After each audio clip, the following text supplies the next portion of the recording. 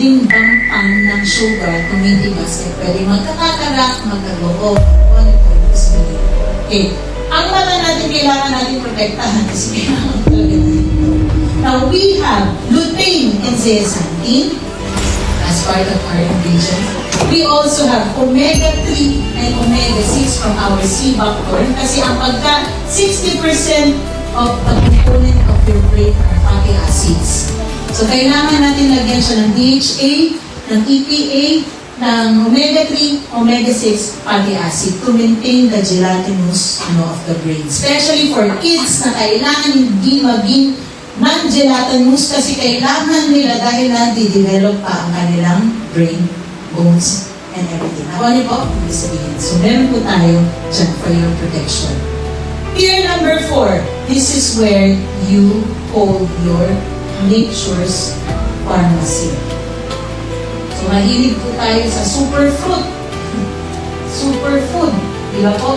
Yung mga berries, superfood, at saka super fruits. Yan po yung tawag natin sa mga berries. Di ba po?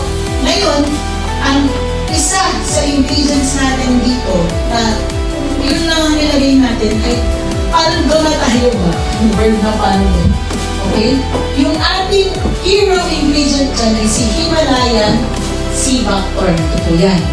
At ayon po sa pag-aaral, meron po siyang laman na 190 plus bioactives. May vitamin C, may minerals, merong fatty acids, merong flavonoids, merong polyphenols, meron lahat. Okay, pang-support, anti-inflammation, antibacterial, antifungal, lahat po nandito, nutrients, okay, nandito po sa tier 4, kasama ng other berries na kauli niya. So imagine mo, kaya po siya nilagay ng nature's pharmacy. Kasi wala ka na pang hanapin, nandun na sa kanilang lahat. Kaya natural, bioactive. So meron ka ng foundation sa 75,000 enzyme at chemical reaction. Meron kang digital protection.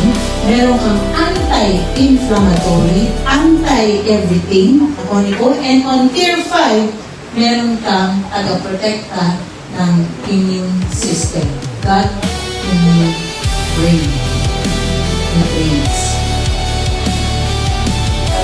Okay, we have 3 brains. Our brain, first brain, second brain, our gut, and the third brain is your heart. Ito po, ang nutrients po nito ay meron po siyang prebiotic, meron siyang probiotic, okay? Meron siyang choline para po sa brain, meron siyang theanine para po sa brain, and meron siyang glycine. Lahat po yan ang